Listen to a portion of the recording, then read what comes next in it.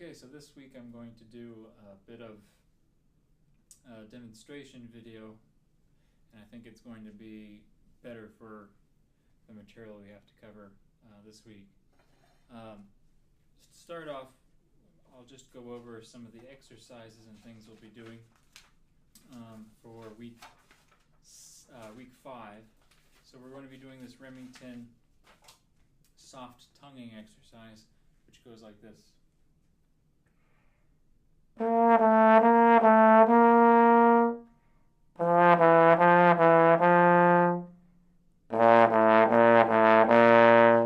the second position, same pattern.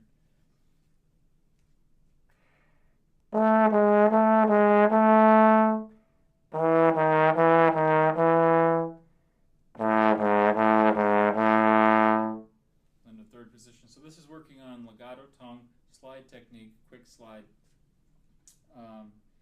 And it's a very simple exercise. There aren't a lot of notes. It's still in our range, comfortable range. So it's very useful for warm-ups. So third position would be next.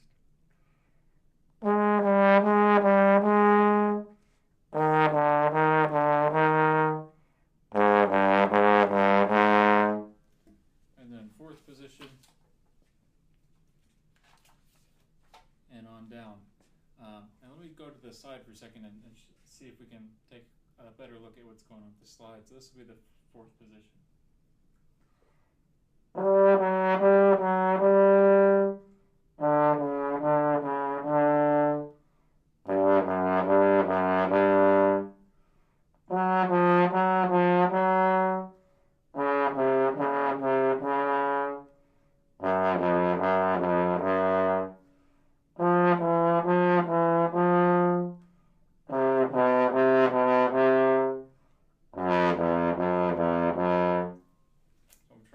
Quick and move at the last second at the exact same moment that the tongue is articulating. Okay, so that's Remington's soft tonguing exercise. The next is the 4-note slur, exercise 19. So we're just building our range up one more partial.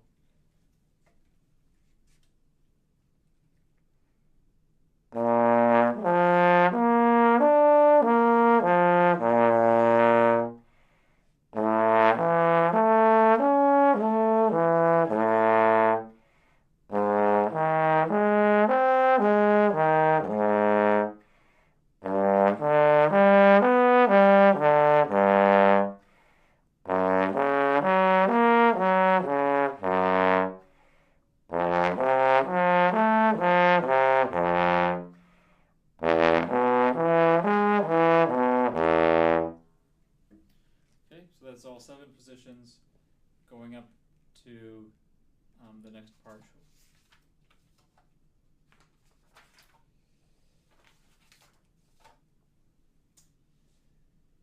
The next thing we'll be covering is the chromatic scale slide positions up into the second octave. So we've done the first octave, all right?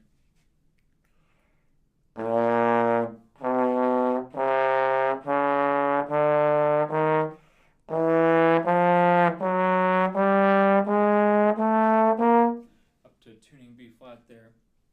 So let's quickly go over the slide positions for the rest of it, or one more octave up anyway. So we're starting on B flat in first position, and then B natural in the lower octave. Remember we went to 7th position. This time we're going to go to 4th position. C's in 3rd position. D flat is in 2nd position. D is in 1st position. E flat's in 3rd position. E natural's in 2nd position. F is in 1st. The next G flat is in a sharp 3rd position. So this might be the standard 3rd position. It's going to be just a bit sharper with the slide, which means bring the slide in towards you a little bit. G flat, and now G natural, is a sharp second position. We're adjusting for intonation issues with the natural overtone series. It's not, the natural overtone series doesn't equal our equal tempered system, so we have to adjust the slide appropriately to come as close as we can to our 12 note equal tempered system. So G is in sharp second, so this might be regular second, and the sharp second is right here. A flat's in third, regular third. A is in second, regular second again. And then high B flat is in first. Okay, so that's second octave chromatic scale.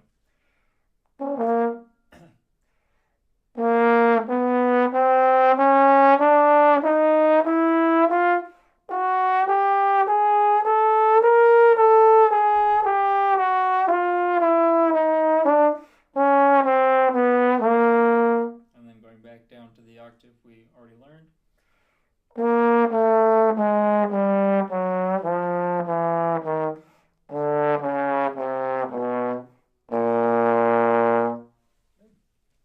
So it's the chromatic scale in 2 octaves.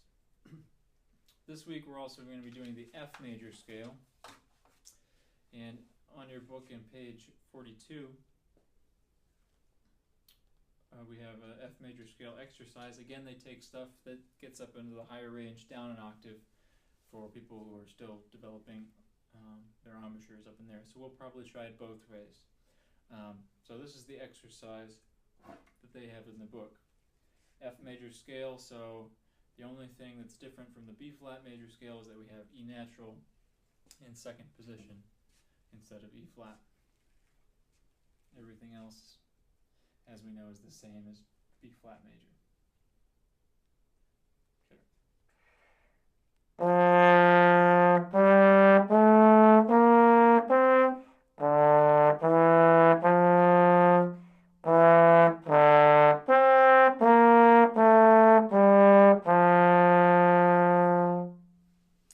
And it goes on to an arpeggio exercise and a thirds exercise after that.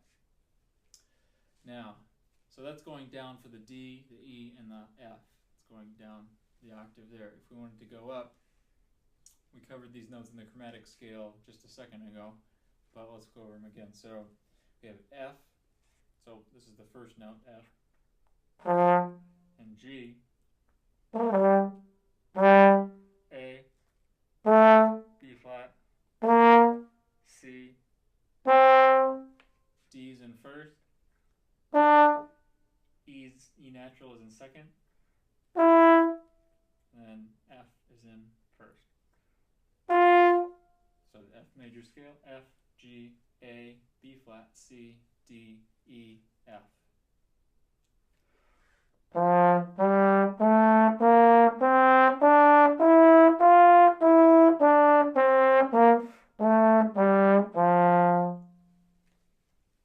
So that's the F major scale.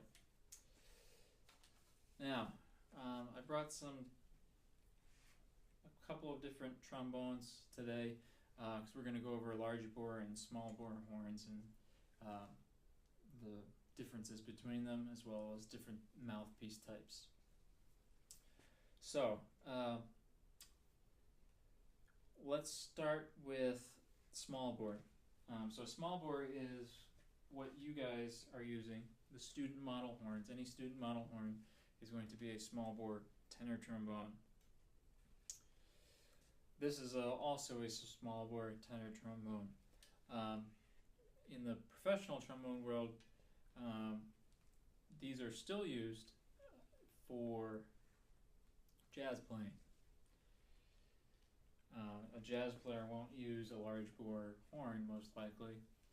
They'll use a small bore, similar to the ones you guys are using. The bore, when we say bore size, that refers to the measurement of the tubing that the mouthpiece goes into. So this instrument in particular has a 0.5 inch diameter for the lead pipe here, and for the bore, for the whole bore. So the bore size is all of the tubing here, right? So 0.5 inches. For this horn, this happens to be a Con 100H, and in general, small bore horns will range from a 0.48 inches to a 0.51 inches, so it goes smaller and bigger than this. This happens to be an 8-inch bell. Again, the bell size will change with small bore horns as well.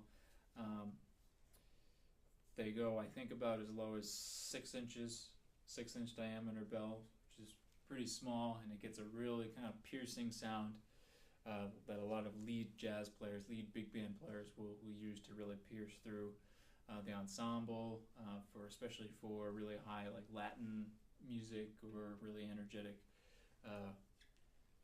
pieces. If you want to listen to some of that, look at some recordings of the Capitol Bones, which is a trombone ensemble, and the lead player in that plays a really small 6-inch bell. So this is a 8-inch bell, 0.5 bore, and it's small bore, so it uses a small bore mouthpiece, or a small, what they call a small shank mouthpiece. So the bore, so this is small enough to fit into this. My mouthpiece for my other trombone won't fit in here. There are also trombones like this one that have removable lead pipes. We don't have to get too much into that, but basically you can change the sound. Smaller lead pipes will get a more piercing, brighter sound. Larger lead pipes will get a more darker sound. My large bore trombone has interchangeable lead pipes as well. Student horns tend not to have them, but you may come across them if somebody gets like a used horn somewhere. So, so this small bore used for jazz playing, generally easier to project, brighter sound, and it's smaller, so less air is needed to make it do what you want. So they're generally more flexible. It's easier to go up and down through the partials. And that's why it tends to be appealing for jazz players who have to be very flexible and then go up and down in the horn all the time. So this is the general horn here.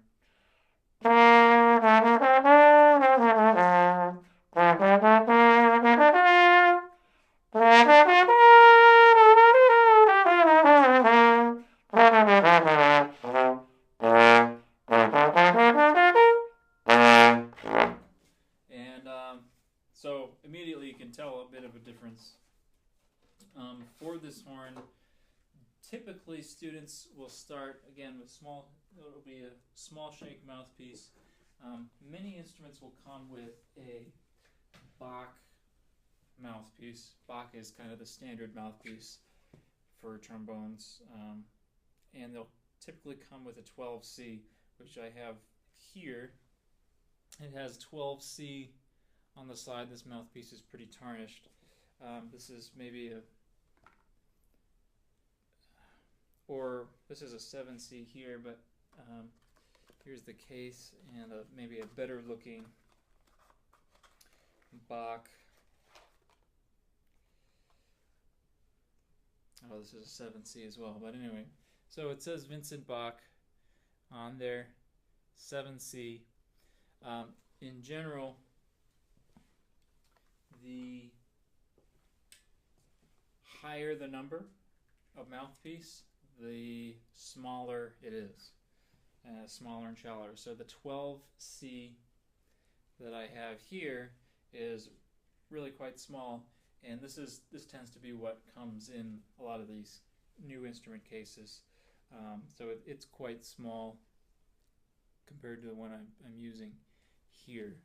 So I don't know if you can how well you can see that, but there's quite a big difference in the size there. can play a little bit for you with this 12C. Wow, it feels really small.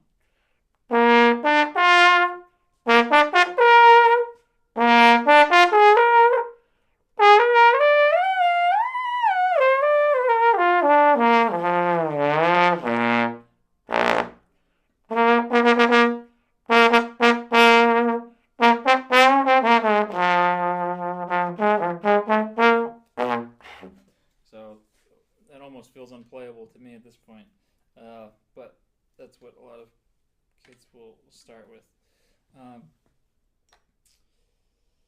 7C, so that's this 12C. 7C is a bit bigger than that. I've also seen that with beginners. Pretty much as soon as the student is feeling comfortable, the ideal mouthpiece for an intermediate trombone student would be if they have a small bore trombone, would be the box 6.5 AL, which is a bit bigger. So 12C is the smallest, 7C a bit bigger. This is the 6.5 AL, which is a bit bigger and deeper. And so this is pretty much the standard jazz trombone mouthpiece. Also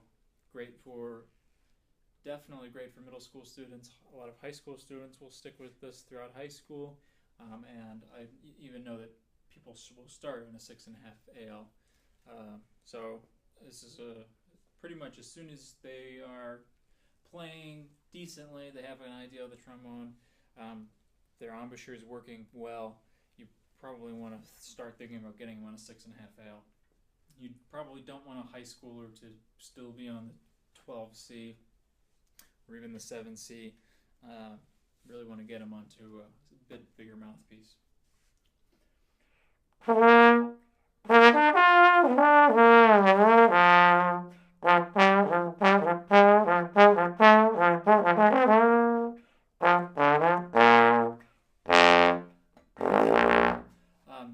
As far as slide technique with jazz playing in general, slide technique is a bit more relaxed. It doesn't have to be as specific and rigid as we tend to do for classical, but it's important even for jazz players to understand how proper slide technique works, because poor slide technique even in jazz will lead to a sloppy sound, and the best jazz players actually have quite excellent slide technique, even compared to a classical player.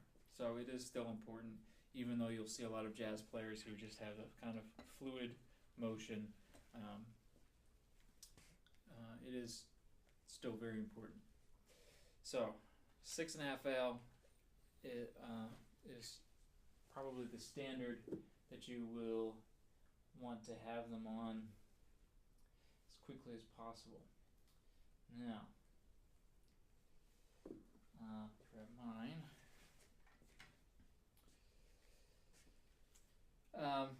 So let me just play a little bit.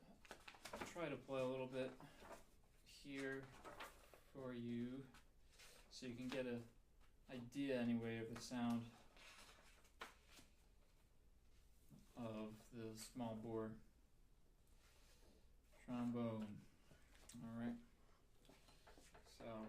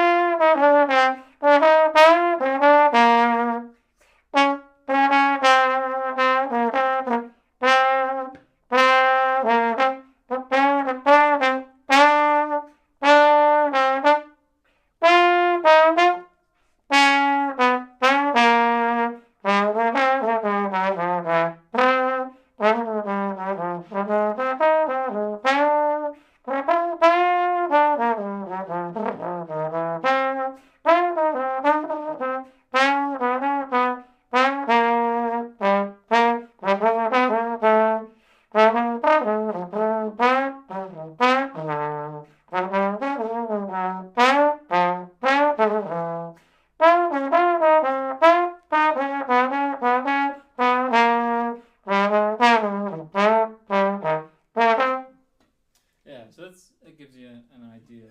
Or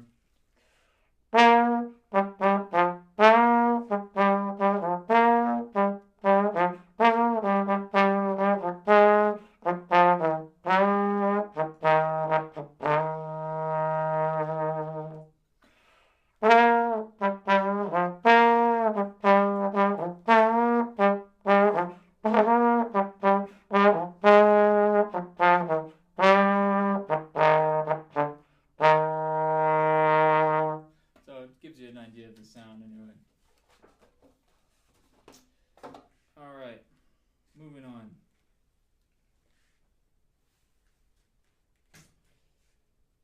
So,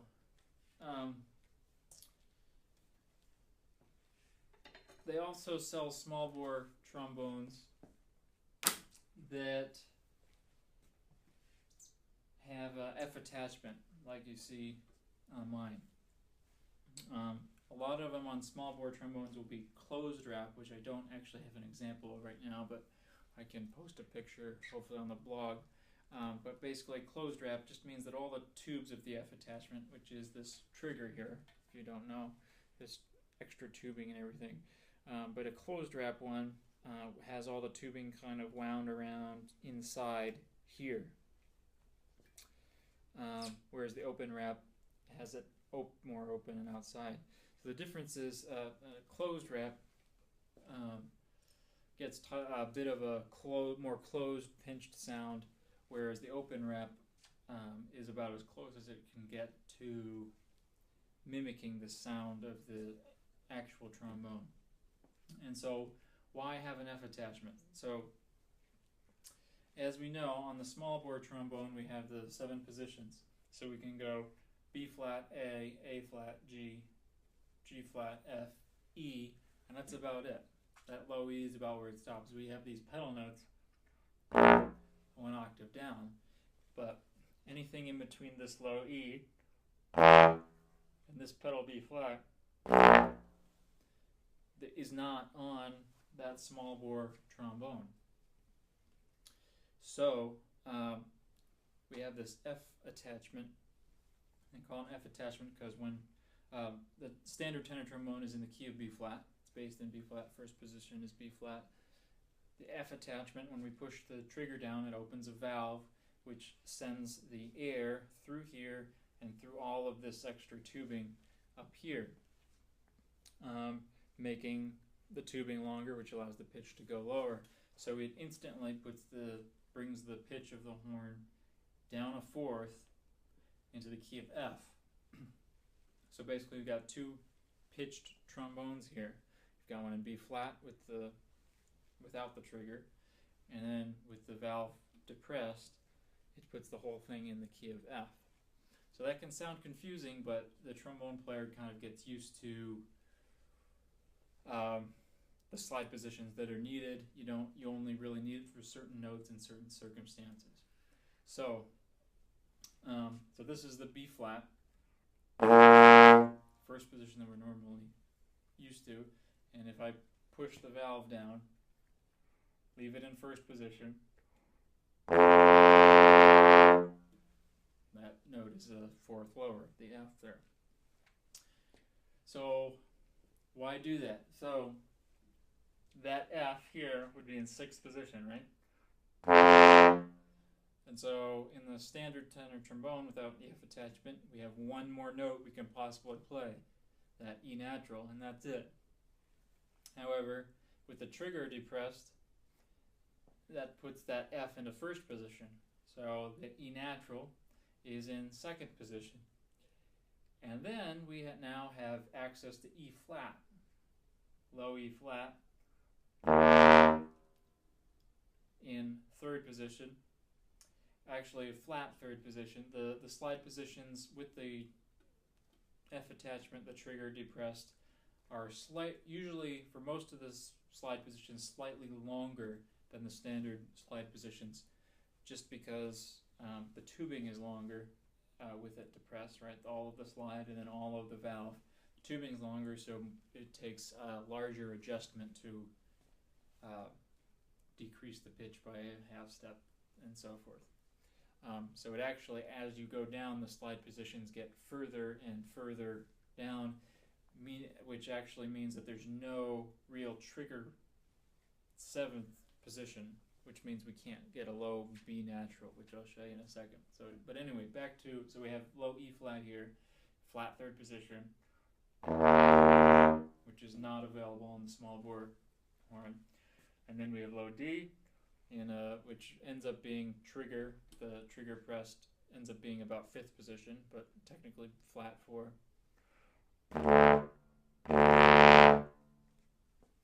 And then we have the low D flat, which is pretty much 6th position with the trigger pushed down.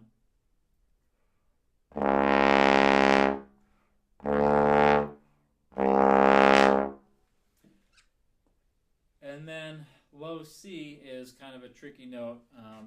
It should be a flat 7th position, but 7th position is already pretty much all the way out. So basically it's pretty much all the way out, as far as you possibly can go with the trigger depressed, and it's still likely to be sharp.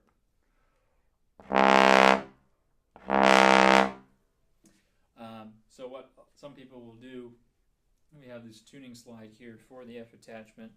So what people will do if they need to play those low Cs is they'll pull this out significantly more to be able to get the low C in tune, which means that the F all the way in 1st position with the trigger will be flat, and you won't be able to push it in anymore because it's already all the way in, so you won't really be able to use that F in trigger 1. So that's a kind of a compromise.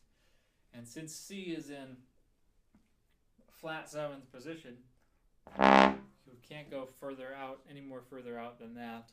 So the low B natural right below that low C is also still unavailable on this trombone. So that's getting the F attachment increases the low range significantly. It also makes some slide technique issues a bit easier. But it still does not completely fill in that gap. To fill in that gap, the low B, you need the bass trombone, which has a 2nd valve, which I'll show you on a different day. As far as making the slide technique easier, so if we have an F horn, there's a few things we can do. Normally, without the F attachment, we have B flat and then C out in 6th position, right? The next note of the scale, which can be a pain to slur, as we've seen. It can be a pain to do a natural slur, tends to not be clean, and so if you have fast music, it's really difficult to do this a lot with fast music. So with the trigger pushed down, we can play that C, that same C, in a flat 1st position. So instead of, all I have to do is also B natural, which is typically in 7th position. Very hard, right? If I'm doing chromatic scale, it's hard to make that sound good. With the F attachment, it makes it a bit easier. So that's B flat in 1st, with the trigger depressed, and flat 2nd for the B natural, and then trigger depressed, still keep it depressed, move this into flat 1st position for the C. So instead of B flat, B natural, C, I can go B flat, B natural, C. And it's a valve, so the natural slur works really well. It just does pretty much just as well as a trumpet or any other valved instrument would work.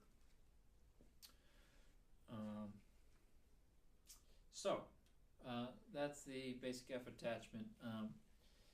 Now, as far as my recommendations for when a student should go to an F attachment, to a large bore horn, this bore size, by the way, is a 0.547 inch bore. So that was a 0.500. This is a 547, so a bit bigger.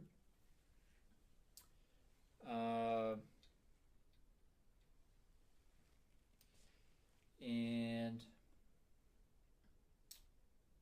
the bell size, as I had, this one is a bit bigger of a bell for the large bore horn. This is an 8.5-inch bell. The bass trombone, which we'll see, it gets an even bigger bell. So these horns, these large bore horns, are typically used for classical playing because of the broader, more mellow, deeper sound that it can get, as well as having the access to the trigger. So as I was saying, back to the recommendations.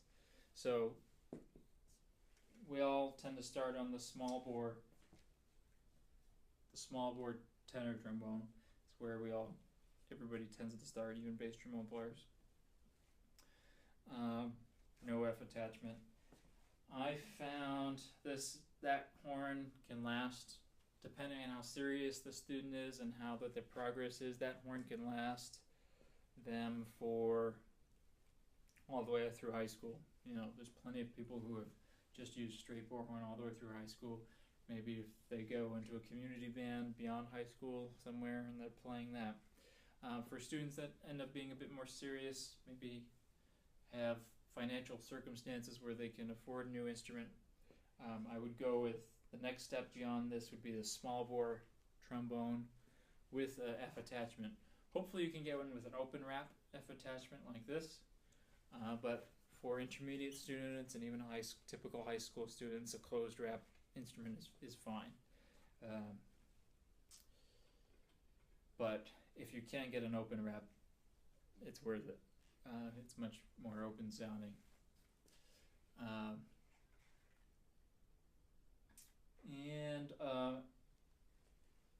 So that horn, the small bore F attachment, can last a student up to college level, or if they don't go to college to pursue music,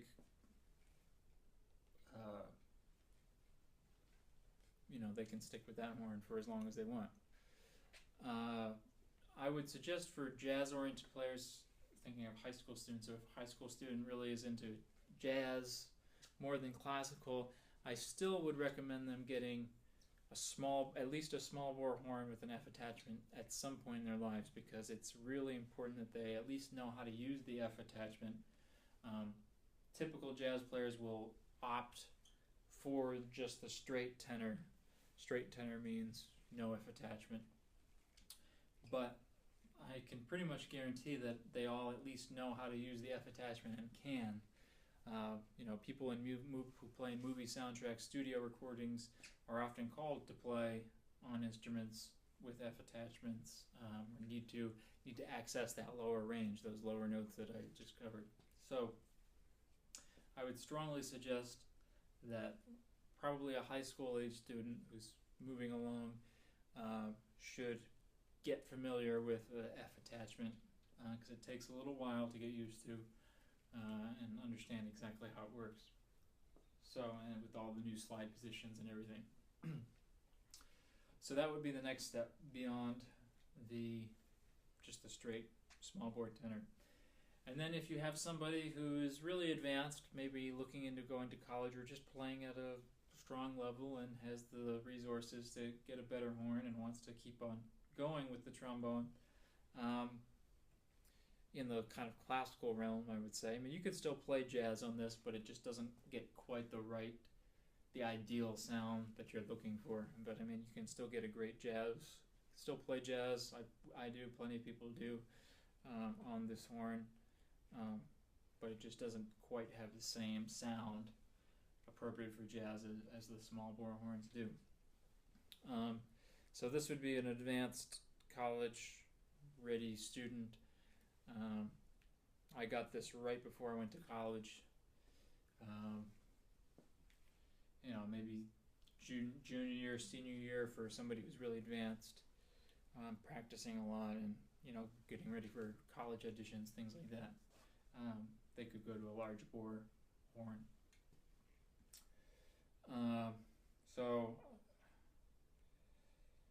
large bore mouthpiece. I don't know if I actually said that or not, but the large bore horn, so a different mouthpiece, large bore mouthpiece, won't work with the small bore horn. So they would say large shank mouthpiece as opposed to a small shank mouthpiece. As far as maintenance for the F attachment, it's pretty simple. All you will do is take out the main tuning slide, so not the attachment tuning slide back here, but actually the main tuning slide, and that's incorrect in your notes. I put that incorrect and we'll have to fix that. So you'll take out the main tuning slide and detach the slide, the hand slide. And what you will do is put any standard valve oil. I have a little bit of Yamaha valve oil left in here. So you put it in through the slide receiver. Goes directly to the valve. This is light oil. Light valve oil in general is pretty light. Valve or piston oil works fine. So anything light goes right in there. You can open and close the valve several times. And also take out the main tuning slide. Now my tuning slide is quite tight in there because my bell is new, so I don't know if I'm going to be able to get it back in this video anyways. But anyway, to show you, so this is the main tuning slide here with it out. So I'm just going to put it in the one that goes directly into the F attachment. A few drops, doesn't really matter how much you put in there. You know, it shouldn't clog up the horn at all or anything.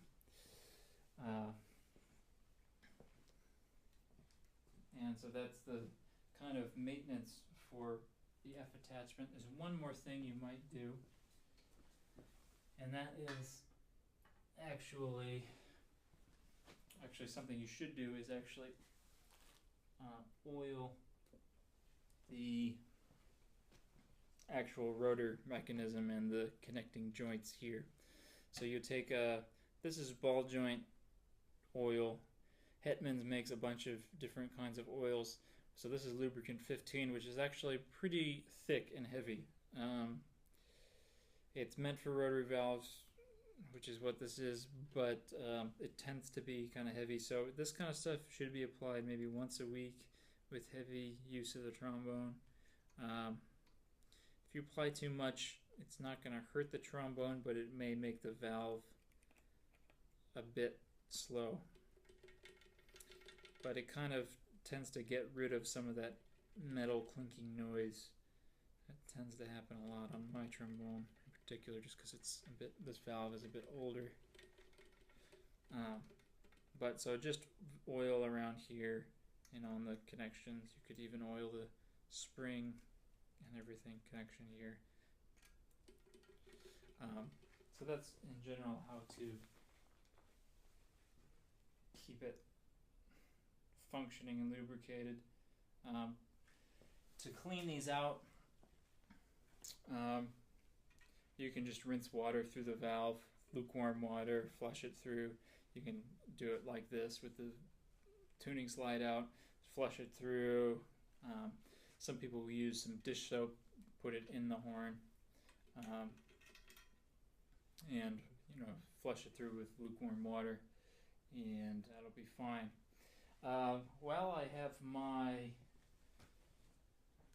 tuning slide out, I can demonstrate a bit of lubricating the tuning slide. I'm right now using the Hetman slide gel, which again is it's a tuning slide grease. It's meant for tuning slides. It's fairly thick and very sticky, so you're going to want to wash your hands afterwards and try and limit like what you're touching. But so with the tuning slide, you want to get a bit of tuning slide, just about a line or so all the way around, that. And then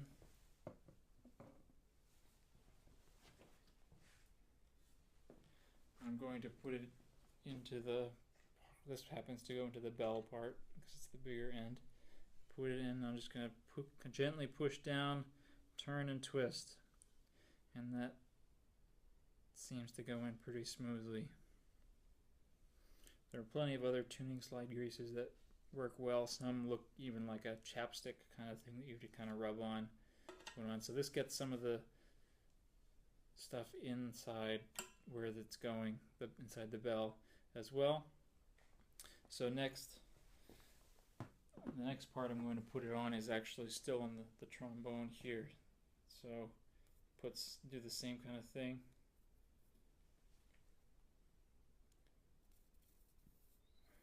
Seem to be running out of this. Oh, there we go. Okay. So just a line, a thin line all the way around. And then take the tuning slide, put it on, and you see how loose that is. That's the old part of the trombone. The bell is the new part, which is a bit tighter fit. So that's pretty good to go. You put it on, generally good to put it on your knee, something stable. Put it in straight, and hopefully goes down fairly easily. If it's stuck, if it gets kind of stuck like mine just did, what you kind of do is a rocking motion. This is exaggerated, but I'm trying to show you. So I'm going to push down here, and alternate so that it kind of will work. If it gets stuck and you just squeeze down really hard, it might not necessarily work. But this kind of push here kind of helps it work its way down. So that's that. Same process for the F attachment slide, except it's both the things that you will lubricate are on the actual tuning slide. So I'll just see if I can do that pretty quick. It's such a thick material that it doesn't want to come out sometimes, especially if it's running low. So again, just a bit around the whole thing. And then when I put the tuning slide for the valve back in, I want to depress the F trigger. So I'm going to go ahead and push that down with my hand.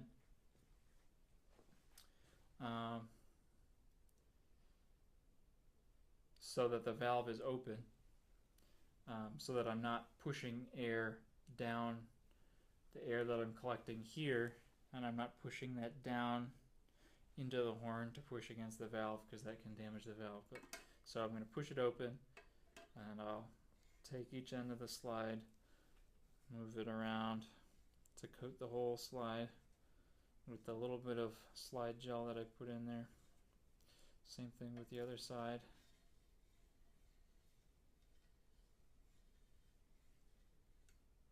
Get a nice even layer on top. Now, this can be a confusing part. Which end of the slide, the tuning slide, goes in? So if you look at this, you see one end is a bit longer, right? So best way I know to do it, there's really only, in my horn anyway, I think in most horns, there's really only way that it's going to completely work. The horn will still work if you put it in the wrong way, but you'll see in a second what I mean. So basically, you see even on the horn here, it looks like there's a shorter tube here before the bend, and there's a longer. So longer goes with the longer tube, shorter goes with the shorter tube, with the valve depressed. Push that down to wherever you need it. Quick and easy test for this is, does it go down all the way? And this does, closed all the way. I still have the valve depressed, by the way. even when I'm pulling it out. Any movement, even for tuning adjustments, in or out, you should have the valve depressed. So if I were to put this in the wrong way, show you what happens. Because the length of the tube is too long for this side, it actually won't close all the way. That's as far as it goes. So it's hit the bottom here and it won't go any further. So that way, that's how I know that it is in the wrong way.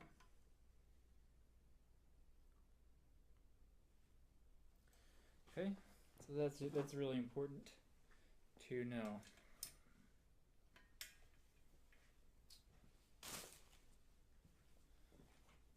Okay.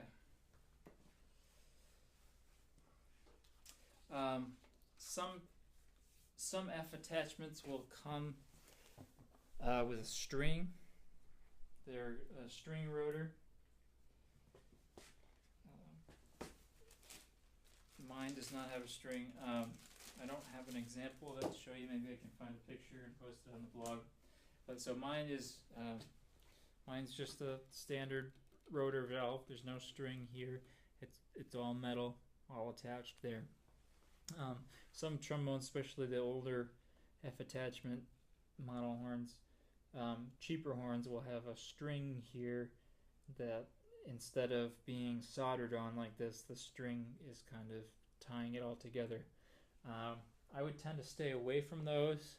They work fine, but I would tend to stay away from them just because if that string is a bit more fragile than the soldered metal here, and if the string breaks, then you have to worry about going and getting it fixed or trying to rethread the string in there somehow, which I don't actually know how to do, and I don't know anybody who plays on those horns professionally with a string.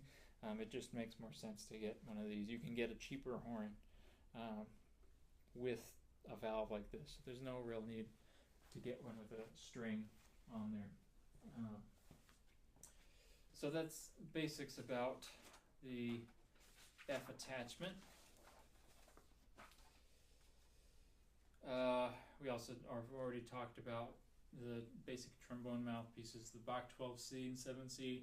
Use whatever comes in the trombone case. Whatever comes in it will be fine to begin with.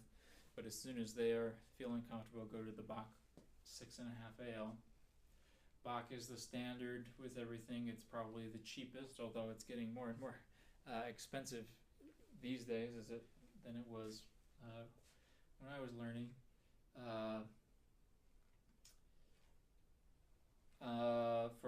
You obviously use a large shank mouthpiece for a large bore horn. The probably standard large bore mouthpiece would be Bach 5G, so the low number is a bit lower than the 6.5 AL, so it's going to be a bit bigger. And that's pretty much what, as far as I know, most college students will play on for their first couple years, or even their entire college career, undergrad career. A Bach 5G or some other mouthpiece that's equivalent to that size. And most mouthpieces you look at on different websites or different vendors, from different vendors, will have equivalencies to the Bach size. Or you can just ask, okay, so how does that compare to a Bach 5? Bach 5G, is it bigger, smaller? Is it the same? All the mouthpiece sizes tend to be similar, just have different labeling systems. So that's about it for this week for the content about the trombone, about the F attachment, mouthpieces, small bore and large bore tenor trombones, and look for another video about the understanding the 7 partials, the 10 partials for the 7 slide positions, and that's it.